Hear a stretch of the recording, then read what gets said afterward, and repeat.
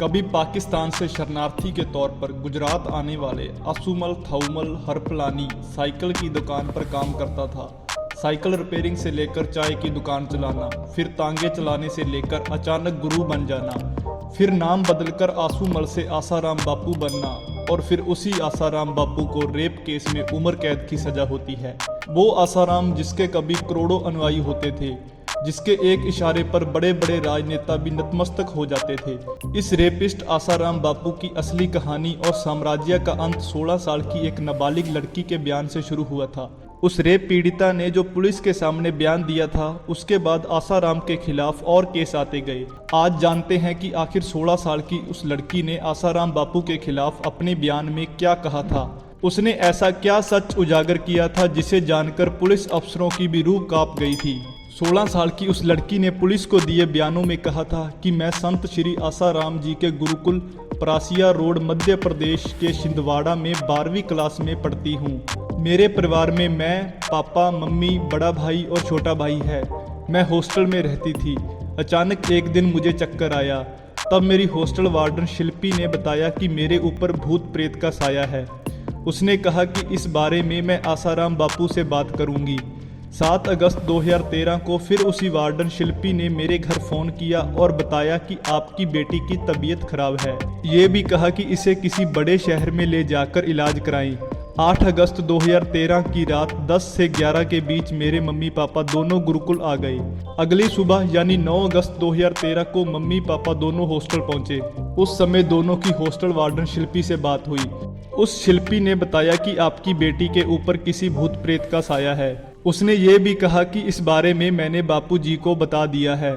उन्होंने यानी बापू ने आपकी बेटी को अपने पास बुलाया है। उसने कहा कि जहाँ भी बापू है वहाँ पर तुरंत अपनी बेटी को लेकर आप लोग चले जाओ। उसी दिन यानी 9 अगस्त 2013 को मेरे मम्मी पापा मुझे लेकर शाहजहां पहुँचे। तब वहाँ पर बापू नहीं मिले। पता चला कि 12 अगस्त 2013 को बापू दिल्ली आएंगे। हम 13 अगस्त को दिल्ली पहुँचे तो पता चला कि बापू जोधपुर में है। इसके बाद हम लोग जोधपुर पहुंचे, लेकिन वहां गेट बंद मिला। फिर मम्मी पापा ने आसाराम बापू के सबसे खास सेवक शिवा को फोन किया और पूरी बात बताई।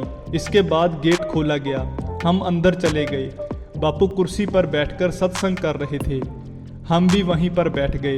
फिर आसाराम बापू ने पूछा कि तुम कहाँ से आए हो। मैंने बताया कि मैं गुरुकुल में पढ़ती हूँ। तब उन्होंने कहा कि वो मेरा भूत निकालेंगे। फिर वो हमसे अध्यात्मक और मेरे भविष्य को लेकर बात करने लगे। उसी रात बापू ने हम तीनों को अपने पास बुलवाया। मैं और मेरे मम्मी पापा हम तीनों उनके पास रात को पहुँचे। बापू ने अपनी कुटिया दिखाई, फिर हमें प्रसाद दिया। उसे खाने के बाद उन्होंने हमें आराम करने के लिए भेज दिया। उन्होंने ही हमें रूम दिलवाया था और वहीं हम रुक गए। फिर 15 अगस्त 2013 को आसाराम बापू ने हमारे लिए खाना भिजवाया।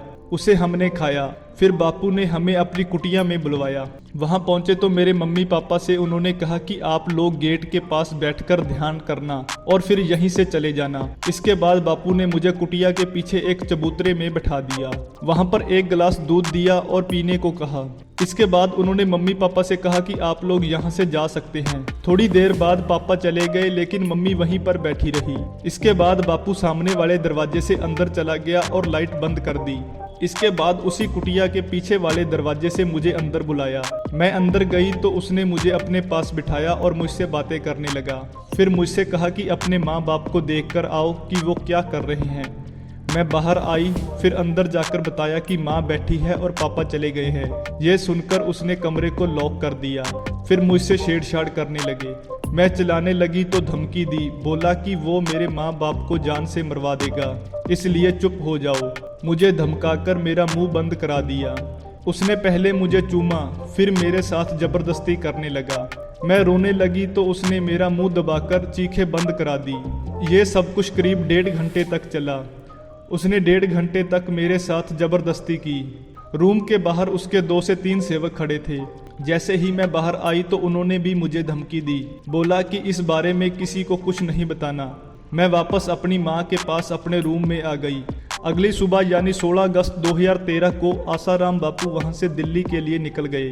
हम अपने घर आ गए, लेकिन जाने से पहले आसाराम ने मेरे पापा को कह दिया था कि अपनी बेटी को अभी अहमदाबाद भेज दो, वहां 7 से 8 दिन अनुष्ठान करेगी, फिर मैं उसे छिंदवाड़ा गुरुकुल में भिजवा दूंगा।